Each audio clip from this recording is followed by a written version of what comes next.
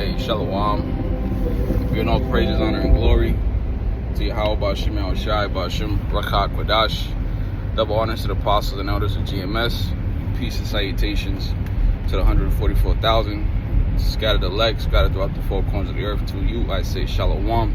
I go by the name of Tawab Parya, and I'm a brother from the Providence, Rhode Island camp. And just wanted to go into a quick lesson in transit. Not really gonna pull up scriptures, but I'm gonna quote them, Lord willing. And we are actually approaching this so-called snowstorm, and I have received a phone call yesterday in regards to this snowstorm, and one of the first things the person said was, "Oh, this shit's man-made, and these niggas are spraying chemtrails in the air and what, so on and so forth." And I mean, in the sense, like, I don't disagree that the Edomites, the so-called white man, has been given the power or the science to manipulate the weather or the elements. I don't necessarily deny that per se.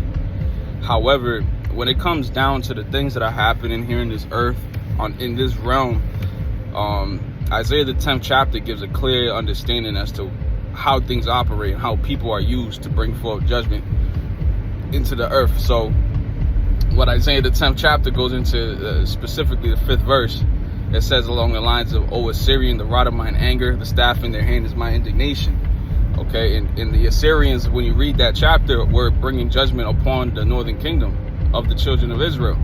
So reading that, you have to have the understanding that, okay, there are ways that the Most High, Yahweh Ba'Shem Yahushai, will use people to bring judgment into the earth. And it's the same case here in this time period that we're living in the 21st century. The so-called white man is being used as the indignation of the Most High Yahweh to bring forth judgment onto the children of Israel, because the majority of the children of Israel are still rebellious.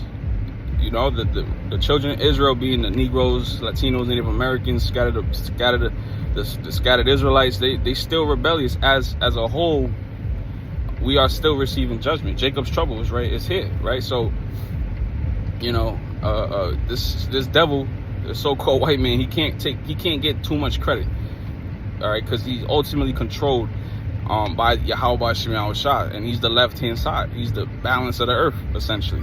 He's the cancer, but he's also the balance of the earth.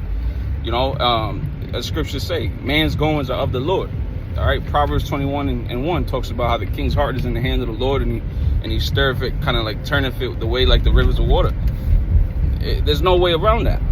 There's no way around the fact that Yahweh Ba'Shem Yahushai is in control of all things, and he's using the so-called white man to bring judgment into the earth. So when